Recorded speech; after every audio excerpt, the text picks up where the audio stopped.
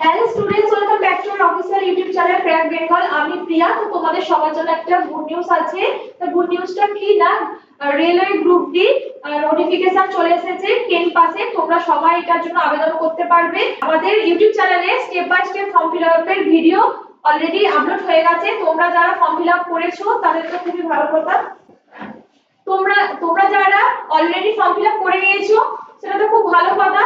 আর যারা এখনো করতে পারোনি তারা ধীরে সুস্থে নির্দ্বিধায় নির্ভুল ভাবে তোমরা আমাদের ভিডিওটা দেখে ফর্ম ফিল আপ করে ফেলো, ঠিক আছে?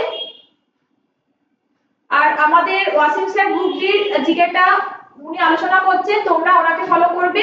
আর এনটিপিসি জিকেটা তো আমি আলোচনা করে থাকি, অবশ্যই আমাদের দুজনকে জিকের জন্য ফলো করো। আর বাকি টিচাররাও আছেন, তারাও তোমাদের গাইড করবে। সবাইকে ফলো করতে থাকো, তোমরা ভালোভাবে পড়াশোনা করো। তো আজকে আমি তোমাদের সাথে আলোচনা করব 15 নম্বর সেট, যেটা পরীক্ষা হয়েছে দেখো 2021 জানুয়ারি 8 তারিখে। প্রথম প্রশ্ন, 1907 সালে কংগ্রেসের কোন অধিবেশন চরমপন্থী ও মধ্যপন্থীদের মধ্যে বিভাজন ঘটায়? কোন অধিবেশন? না, সুরাট অধিবেশন। সুরাট অধিবেশন কত সালে হয়েছিল? না, 1907 সালে হয়েছিল। এবং এই অধিবেশনে কি হয়েছিল? জাতীয় কংগ্রেস দুটি ভাগে বিভক্ত হয়ে যায়। মহারাষ্ট্রের ঐতিহ্যবাহী লোক নাট্যরূপের নাম চিহ্নিত করুন। তামাশা। তামাশা এটা হচ্ছে অপশন এ তে আছে তামাশা, অপশন বি আছে রাসলীলা, অপশন সি আছে নটাঙ্কি, option D a song.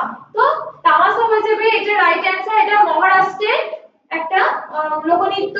Raslila এটা হচ্ছে উত্তরপ্রদেশের। ওকে, উত্তরপ্রদেশের। নটাঙ্কি এটাও উত্তরপ্রদেশের। আর সং এটা হচ্ছে হরিয়ানা, রাজস্থান, মালওয়া এবং মধ্যপ্রদেশের লোকনৃত্য।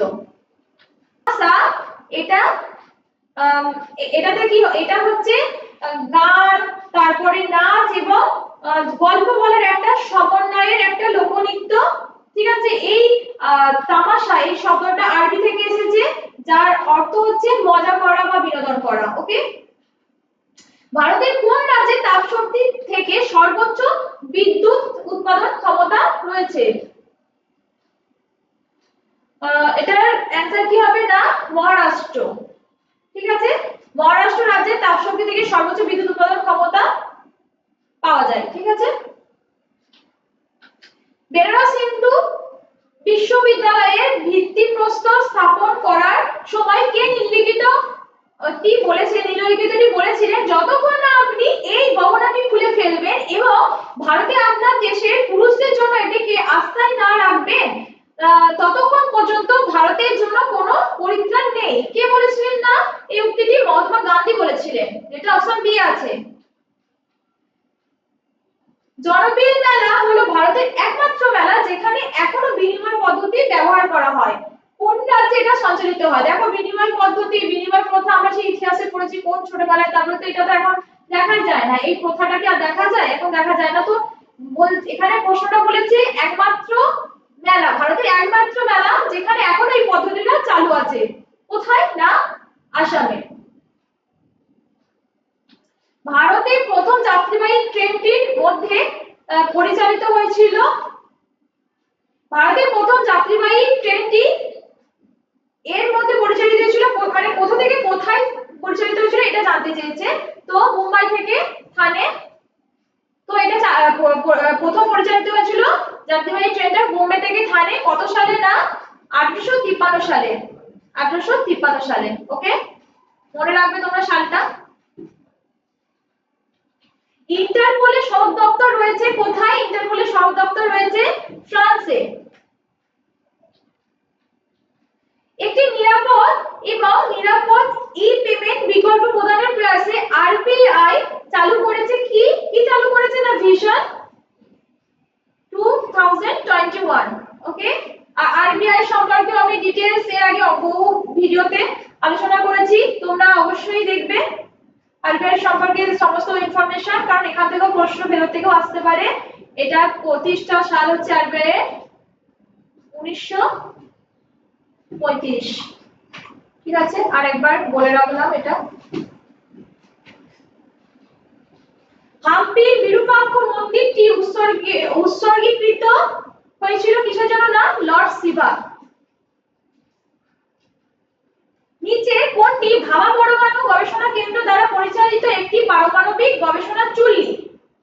কোনটা? না ধ্রুব, যেটা অপশন এ তে আছে দেখো। ভারতের দ্বিতীয় সর্বোচ্চ সাংবিধানিক অফিস কোনটি? তো এটা সাংবিধানিক অফিস হবে না, এটা অফিসার হবে, তো না ভাইস প্রেসিডেন্ট।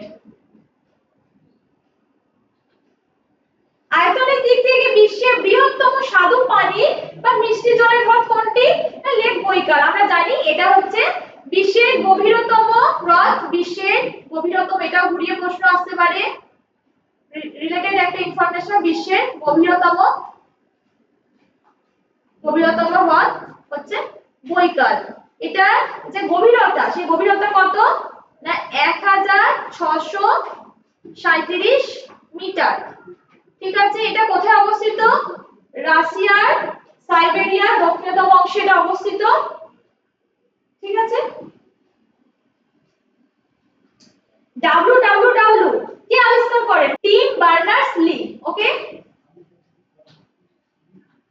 কোন বলিউড সেলিব্রিটি নেটফ্লিক্সের জন্য বিখ্যাত আমেরিকান টকশো হোস্ট ডেভিড লেটারম্যানের সাথে সহযোগিতা করেছেন? তো কোন সেলিব্রিটি? না শাহরুখ খান। ঠিক আছে, ভারতের কোন রাজ্যে সর্বোচ্চ কয়লার মজুদ রয়েছে? কোথায়? না ঝাড়খণ্ড, আমরা সবাই জানি। এনফিল্ড রাইফেলগুলি প্রবর্তনের জন্য কে দায়ী ছিল, যেগুলি গ্রিসযুক্ত কার্তুজগুলি ব্যবহার করেছিল, যা 1857 সালে বিদ্রোহের তাৎক্ষণিক কারণ হয়ে উঠেছিল?